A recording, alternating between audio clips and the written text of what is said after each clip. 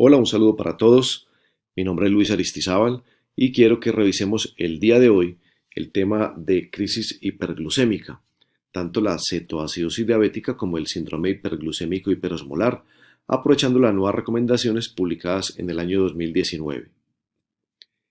Las causas para que un paciente presente crisis hiperglucémica pueden ser debidas a una deficiencia absoluta o relativa de insulina producida en el páncreas o a un incremento en la concentración de hormonas contrarreguladoras, principalmente el glucagón, también la presencia de infecciones, sobre todo a nivel respiratorio o urinario, así como algunos medicamentos como los esteroides, los diuréticos o algunos antipsicóticos. Es claro entonces que entre los objetivos a perseguir está identificar la causa que ha desencadenado esta crisis hiperglucémica, así como una excelente resucitación con volumen basados en líquidos isotónicos, la corrección de los electrolitos, principalmente el potasio, porque recordemos que el paciente con hiperglucemia puede tener una pseudohiponatremia, y apenas tengamos al paciente hidratado y asegurándonos de que el potasio no está por debajo de 3, vamos a empezar a bajar esos niveles circulantes de glucemia con insulina, que ya vamos a ver si puede ser administrada siempre venosa o incluso podría ser subcutánea. Tenemos entonces el paciente con cetoacidosis diabética, que es el que se nos presenta con la tríada de hiperglucemia, acidosis metabólica y presencia de cuerpos cetónicos en sangre, y está el paciente con síndrome hiperglucémico hiperosmolar, que va a tener niveles de glucemia muchísimo más elevados que el anterior, va a tener presencia de osmolaridad elevada y va a llevar a una deshidratación que incluso podría llevarlo a tener en ocasiones unos niveles bajos de acidosis metabólica. Lo que sí no va a tener es presencia de cuerpos cetónicos en sangre. Debemos familiarizarnos entonces con el concepto de cetoacidosis diabética euglucémica. Esta se da en pacientes diabéticos tipo 2 que están siendo manejados con inhibidores del cotransportador de sodio glucosa tipo 2. Recordemos que el tipo 1 es a nivel intestinal y entonces pacientes manejados con medicamentos tipo empagliflozina podrían llegar a presentar este diagnóstico que por no ser familiar o por no sospecharlo de entrada podría demorar el manejo de ellos. Como decíamos entonces, los valores de glucemia no van a estar tan altos, generalmente por debajo de 300. El cuadro va a tener menos poliuria y menos polidipsia que un paciente con cetoacidosis o síndrome hiperglucémico hiperosmolar. Va a tener, como decíamos ahora, niveles más bajos de glucemia y va a tener astenia, dinamia, malestar, anorexia, taquicardia, taquimnea, que incluso puede no tener fiebre. ¿Qué es lo que pasa entonces con el paciente que tiene una cetoacidosis diabética? El déficit de insulina es absoluto y hay un aumento en las hormonas contrarreguladoras, como decíamos ahora, principalmente el glucagón. ¿Eso a qué va a llevar?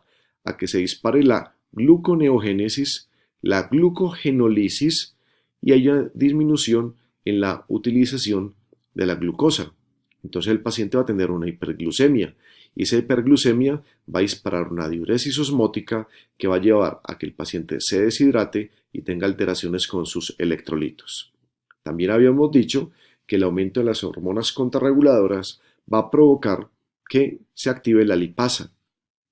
Y entonces cuando se activa la lipasa o aumenta la concentración de ella, a nivel del hígado se liberan ácidos grasos libres y se aumenta la producción de cuerpos cetónicos. Recordemos que los cuerpos cetónicos, principalmente el acetoacetato, que se desdobla a beta hidroxibutirato y que parte también del acetoacetato es el que va a liberar o va a producir la acetona. La acetona se libera principalmente por vía respiratoria, en menor cantidad por vía renal. El acetoacetato y el beta-hidroxibutirato son ácidos y la acetona se comporta como una base. Tenemos entonces la clasificación del paciente adulto con cetoacidosis diabética, en la cual nos vamos a enfocar en el pH para ver la acidosis metabólica que va a tener. La concentración de bicarbonato nos va a ayudar mucho a hacer el diagnóstico y la presencia de cuerpos cetónicos que pueden ser en orina o en sangre. El estado mental va a ser algo determinante, sobre todo en el paciente con síndrome hiperosmolar hiperglucémico. Vamos a ver entonces, y por eso se los encierro acá en rojo, que los pacientes que puedan tener cetoacidosis diabética leve podrían ser manejados incluso con insulina subcutánea. La presentación clínica del paciente con cetoacidosis diabética va a tener poliuria, polidipsia, puede tener dolor abdominal acompañado de náuseas y vómito, puede tener alteraciones visuales, puede tener el sensorio alterado, aletargado. El paciente puede estar por la misma deshidratación o de pronto por alguna infección, taquicárdico, taquipneico y con presencia de respiración tipo Kussmaul. Por lo que decíamos ahora de la acetona, puede tener el aliento cetónico, que lo describen como a frutas, y el paciente puede tener una hipotensión ortostática. El abordaje diagnóstico va a ser la determinación de los niveles de glucemia, tanto en sangre como en orina, porque recuerden que puede atravesar el umbral renal por encima de 180. Va a ser indispensable un hemograma, una proteína C reactiva, unos gases arteriales y lactatos resultan fundamentales, al igual que la medición de electrolitos y la función renal, los cuerpos cetónicos para hacer un claro diagnóstico del cuadro que tenemos, y vamos a pensar en los cultivos si sospechamos que el paciente tiene una infección como causa desencadenante.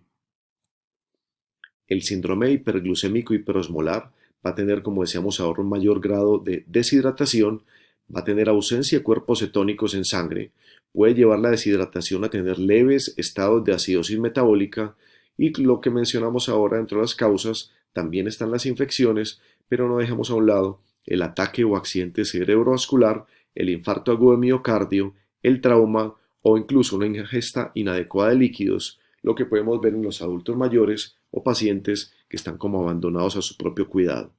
El cuadro característico va a ser un paciente con alteraciones del estado de conciencia y con niveles muy elevados de glucemia.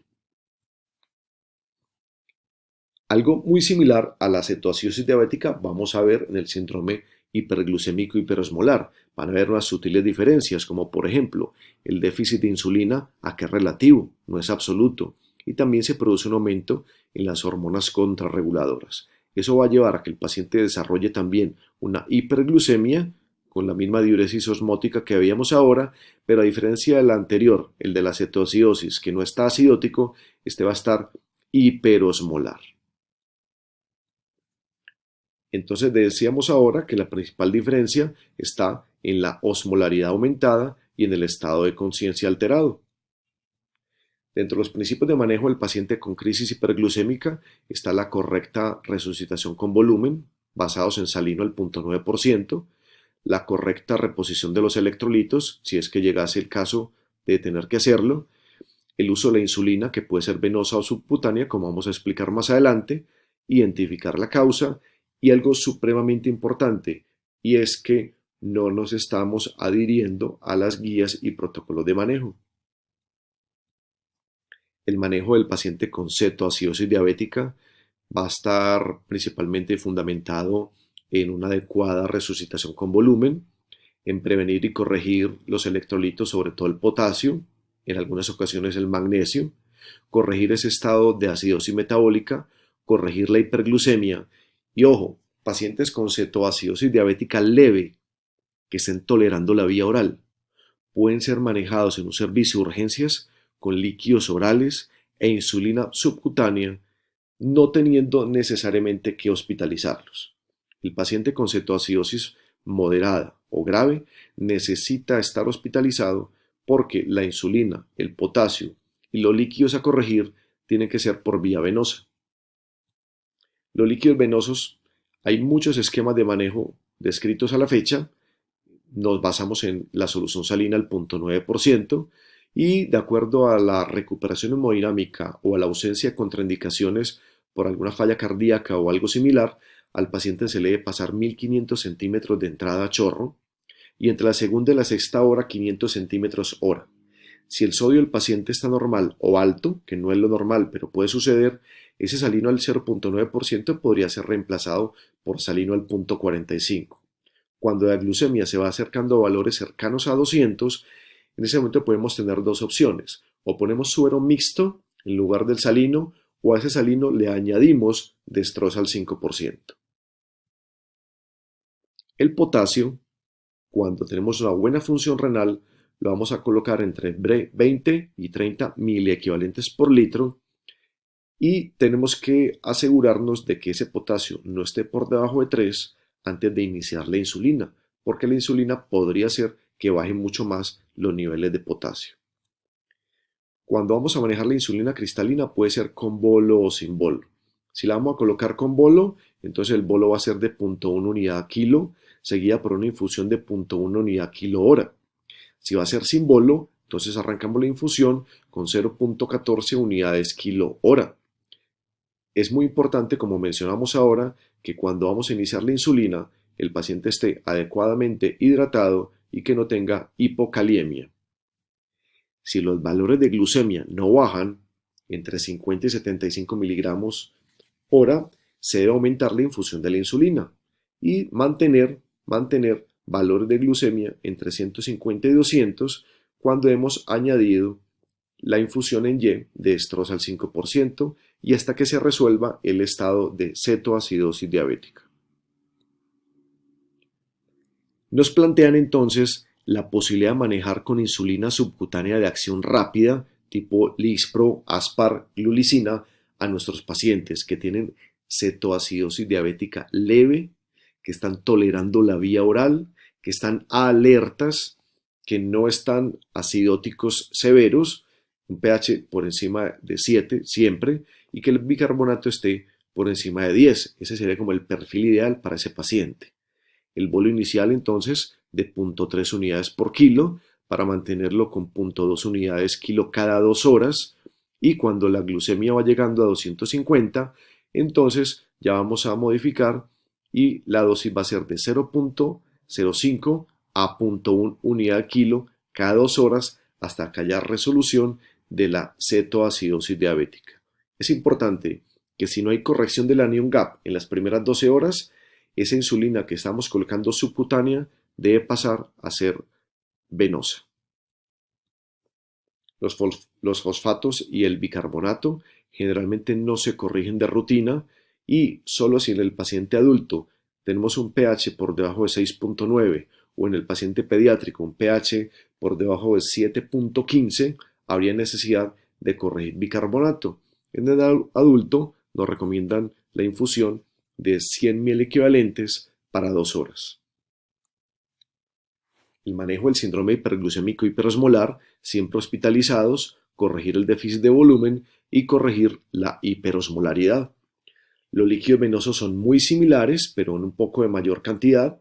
Vamos a poner 1000 a 2000 centímetros para la primera hora y entre la segunda y la sexta hora 500 centímetros hora. Vuelve y juega la misma recomendación ahora, si el sodio está normal o alto, principalmente alto, vamos a ponerle el 0.45 y aquí ya no es cuando está en 200, sino en 300 la glucemia, añadir la infusión en Y de destroza al 5.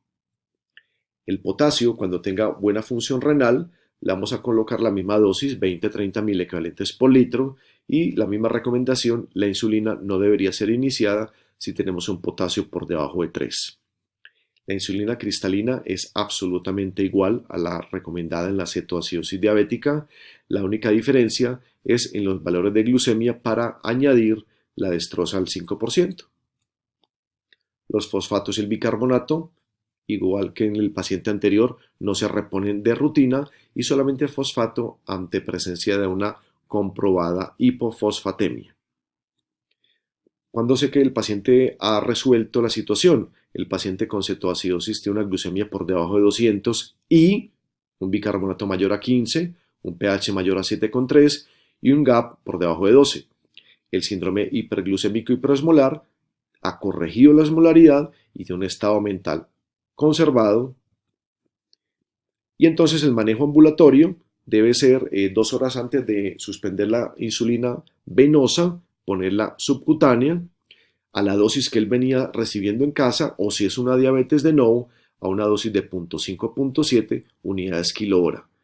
El 50% de esa insulina basal y el 50% repartido en 3 comidas. Complicaciones: está descrito el edema cerebral para ser manejado con manitol, la hipoglucemia, la hipocaliemia, la hipercaliemia y la acidosis metabólica hiperclorémica, sobre todo cuando utilizamos el lactato de Ringer.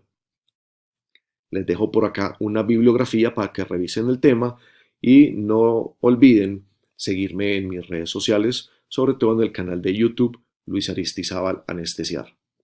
Un abrazo y espero les haya gustado.